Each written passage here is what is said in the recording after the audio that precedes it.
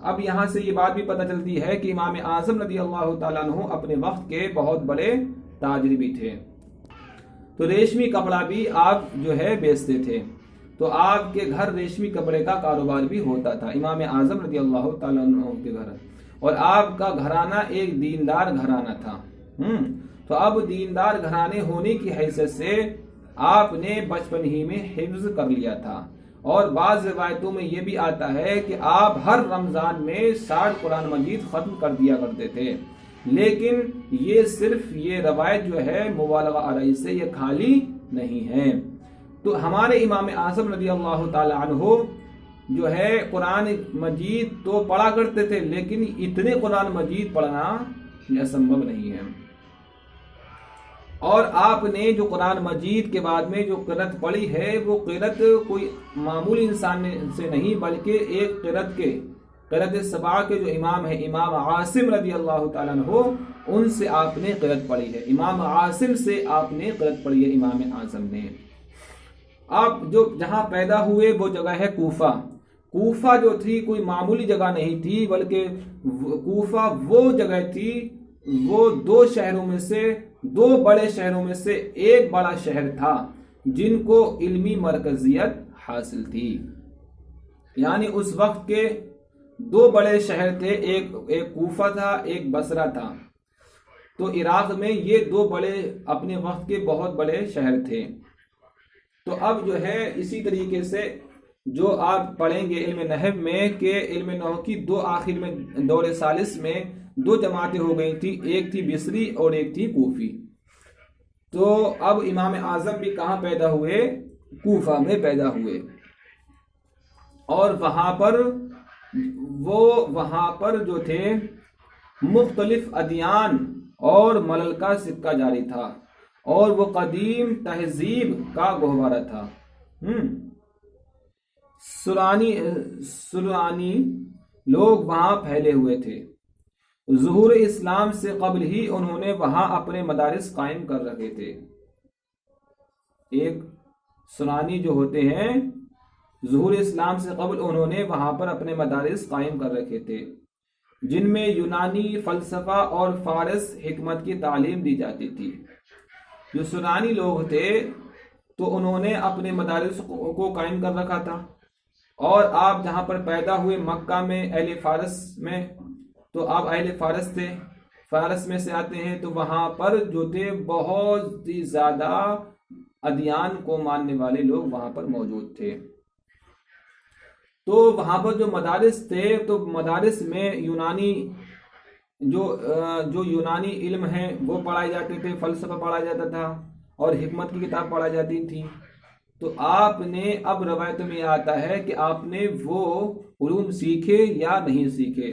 روایت میں آتا ہے آپ نے وہ علوم نہیں سیکھے ہیں. عراق میں اسلام سے پہلے متعدد نصرانی فرقے پائے جاتے تھے جو عقائد کے بارے میں لڑتے جھگڑتے رہتے تھے. ظہور اسلام کے بعد بھی عراق میں بھانت بھانت کے لوگ جمع ہو گئے اور فتنہ فساد کی گرم بازاری ہونے لگی. یعنی عراق وہ ایسی جگہ تھی جہاں پر مختلف ادیان و ملل کے لوگ رہتے تھے.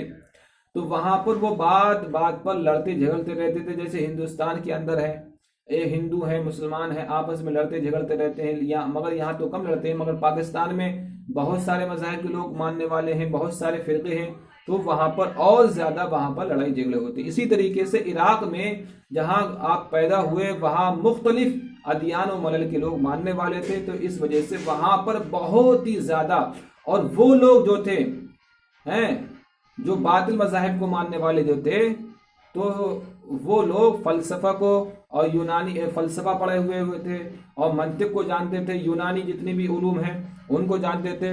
تو وہ بہت ہی زیادہ چرب زبان ہوتے تھے. لیکن پروردگار عالم نے امام اعظم کو وہ ذہنی طاقت دی. آپ نے جتنے بھی باطل عقائد کے لوگ تھے ماننے والے، چاہے کتنا بھی بڑا فلسفی کیوں نہ ہو، چاہے اپنے وقت کتنا ہی بڑا مناظر کیوں نہ ہو، لیکن آپ نے سب کو زیر کر دیا. آپ سے کبھی مناظر میں کوئی شخص نہیں جیت پایا. بڑے سے بڑا سوال آپ کی بارگاہ میں کسی نے رکھا تو آپ نے چٹکیوں میں اس کو حل کر دیا. سیاسی مسائل اور اصول عقائد میں مختلف اور متنوع خیالات کا اظہار کیا جانے لگا۔ اس میں شیعہ تھے اور ان کے اشد مخالف خارجی، اس میں معتزلی تھے اور علم صحابہ کے حامل مجتہد تابعی بھی تھے۔ یعنی کہنے کا مطلب یہ تھے جو ہمارے صحیح عقائد کو رکھنے والے، علم صحابہ کو ماننے والے بھی مجتہد تابعی موجود تھے، تابعی آپ کے زمانے میں موجود تھے، اور امام اعظم جو آتے ہیں وہ تابعی میں سے آتے ہیں۔ پس علم دین کے چشمہ صافی کے پہلو وہاں گروہ بندیاں اور مختلف خیالات بھی موجود تھے۔ امام ابو حنیفہ کی آنکھیں کھلی تو انہوں نے مذاہب و ادیان کی ایک دنیا دیکھی، غور و فکر کرنے سے ان سب کی حقیقت آپ پر آشکارا ہو گئی۔ آغاز شباب ہی میں آپ نے مناظرہ بازوں سے معرکہ آرائی شروع کر دی، اپنی فطرت مستقیمہ کے حسب ہدایت اہل بدعت و ضلالت کے مقابلے میں اتر آئے، مگر آپ تجارتی مشاغل میں منہمک تھے۔ یعنی آپ جو تھے، جو مناظرہ باز تھے، جو لوگ مناظرہ باز تھے، آپ نے اپنی فطرت سلیمہ سے اور فطرت مستقیمہ سے ان سب کو زیر کر دیا، لیکن زیر تو کر دیتے تھے، لیکن آپ اپنے کام میں مشغول رہتے تھے۔ آپ نے ابھی اس طرف یعنی قرآن اور حدیث کو سمجھنے کی طرف آپ نے کوئی بھی توجہ نہیں کی تھی۔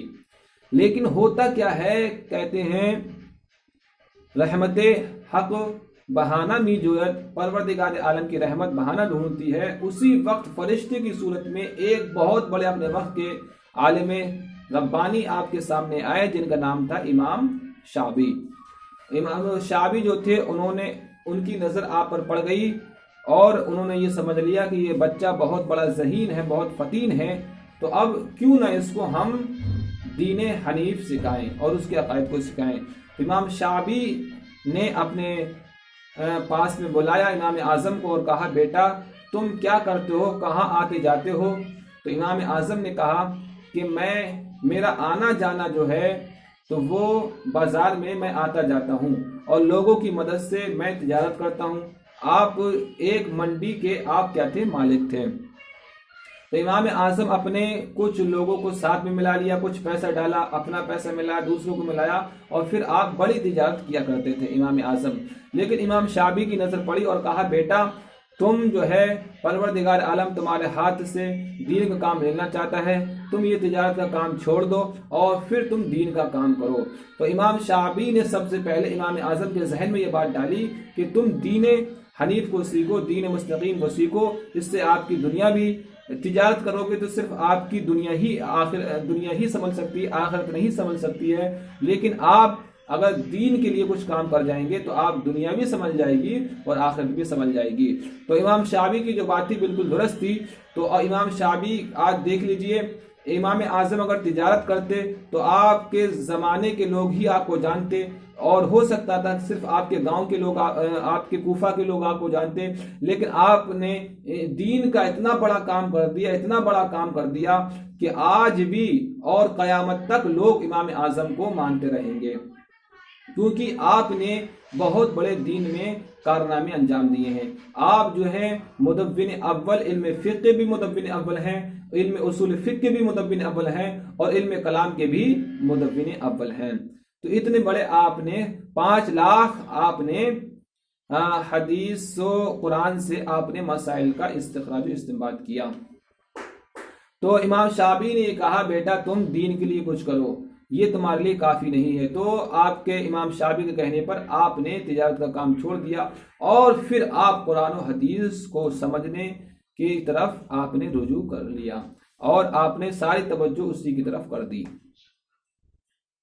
آپ کے جو شیخ رہے تو وہ شیخ ابراہیم نخعی تھے اور حماد بن سلیمان تھے، اور آپ کے جو شاگرد رہے تو آپ کے شاگرد تو بے شمار رہے، لیکن اس میں امام ابو یوسف اور امام محمد ابن مبارک بہت ہی زیادہ مشہور آپ کے شاگرد تھے۔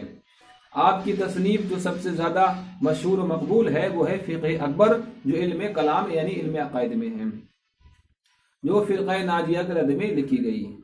اور آپ کی دینی خدمات میں سب سے بڑی خدمات یہ ہے کہ آپ نے علم اصول فقہ کی بنیاد ڈالی، علم فقہ کی بنیاد ڈالی اور علم کلام کی بنیاد ڈالی۔ اور سب سے بڑا کارنامہ یہ آپ نے یہ دیا، قرآن اور حدیث سے 5 لاکھ مسائل کا استنباط و استخراج آپ نے کیا۔ تو حضرات میرے طلبہ کرام، میں نے آپ کے سامنے یہ امام اعظم کی مختصر سی شبان حیات کو بیان کیا۔ اگر آپ کو کچھ غلطی معلوم ہوتی ہے، کہیں میری کوئی سبقت لسانی کی بنا پر غلطی ہو گئی ہو تو میں معافی مانگتا ہوں۔ استغفر اللہ ربی من کل ذنب اذنبتہ واتوب الیہ۔ اور آپ حضرات کو اگر کوئی غلطی معلوم ہو تو کمنٹ میں آپ ضرور بتائیں، انشاءاللہ اس پر ضرور عمل کیا جائے گا۔